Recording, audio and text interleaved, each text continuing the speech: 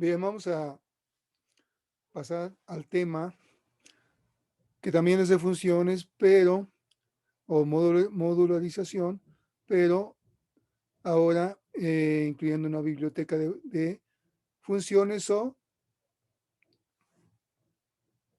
también conocida como librería de funciones. Tenemos aquí nosotros en este código lo siguiente, que vale la pena resaltar. Un include, que entrecomillado lleva un nombre que dice figuras geométricas 2, librería func.h. Este punto H quiere decir que es una librería de encabezado o biblioteca de encabezado, de header viene. Entonces, estamos incluyendo lo que es una biblioteca. Esta biblioteca o librería está guardada en un archivo. Este archivo lleva este nombre, como ya comentábamos. ¿Qué contiene este archivo? Este archivo contiene las funciones desde pausa hasta área cuadrado, área triángulo, área círculo, área paralelogramo y área trapezoide. ¿Por qué incluimos este código? Este código nos va a servir para resolver la segunda actividad indicada en foro de discusión de la segunda parte de la unidad 7. Bien, aquí tenemos entonces con más claridad la declaración de los prototipos para este ejemplo. Tenemos un cuadrado, un triángulo, un círculo, un paralelogramo y un trapezoide. ¿Qué deseamos calcular? Las áreas de estas figuras geométricas. Entonces, pues todas retornan un float, decimales. Y cuadrado pues requiere nada más un parámetro que es el lado, ya que su fórmula es muy sencilla, lado al cuadrado. El área de triángulo, equilátero en este caso, que sería base por altura sobre todo. Entonces requiere dos parámetros formales, que son la altura y la base. El círculo, el área de un círculo, que es pi por radio al cuadrado, entonces un parámetro formal, que es el radio. Y así sucesivamente para las fórmulas de paralelogramo y trapezoide. Bien, una vez declarados los prototipos de las funciones que vamos a utilizar, que están guardadas en el archivo de librería o biblioteca de funciones, que ya vimos hace un momento, pasemos a la función principal, main. Aquí tenemos entonces nosotros el menú de este programa, que tiene 5 opciones para figuras geométricas y una sexta para que es el acero para salir, para terminar el programa. Bien, dependiendo de la opción que haya elegido el usuario del programa, Switch evalúa la opción. Si es 1, se va para el cuadrado, si es 2, se va para el triángulo, si es 3, se va para el círculo, si es 4, se va para el paralelogramo, y si es 5, se va para el trapezoide, y en caso de que sea 0, break. O sea, en break quiere decir que se interrumpe la ejecución del programa. Bien, entonces, en cada uno de los casos de switch, pedimos al usuario que introduzca el valor solicitado. Entonces, ¿qué se hace? Se invoca a la función correspondiente pasándole su parámetro real, que es el que el usuario capturó desde el teclado. La función, digamos en este caso, en la función área cuadrado, vamos a verla ahorita en la biblioteca o librería. Aquí tenemos la función área cuadrado en su encabezado. Aquí tenemos que es un float, retorna un float y tiene nada más un parámetro formal llamado lado y de tipo float.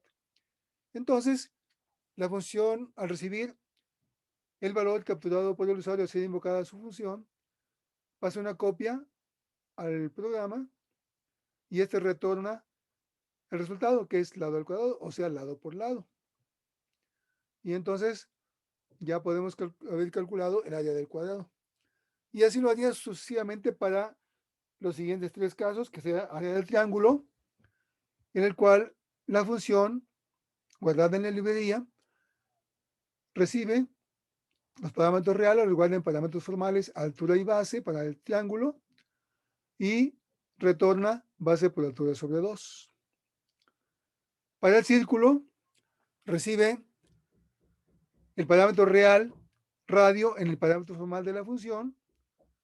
Luego entonces le paso una copia al cuerpo de la función y esta realiza el cálculo del área del círculo, que sería pi por radio al cuadrado, y retorna el resultado. ¿A dónde? A donde fue invocada la función. En este caso es la función main. Pasamos al paralelogramo, que requiere de dos parámetros reales, altura y lado. Recibe esos parámetros reales en los parámetros formales de la función. Le paso una copia al cuerpo de la función. Este realiza su tarea y retorna el resultado. Y el control a la sentencia de donde fue invocado, o sea, la función main en este caso.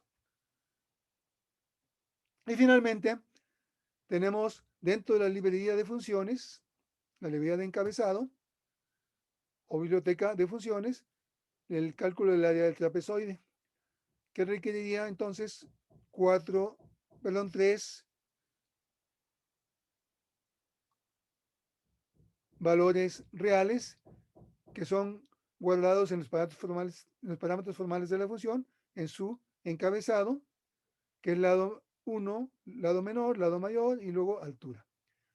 Entonces, que aquí está la fórmula para calcular el área de un paralelogramo y retorna entonces esta función el resultado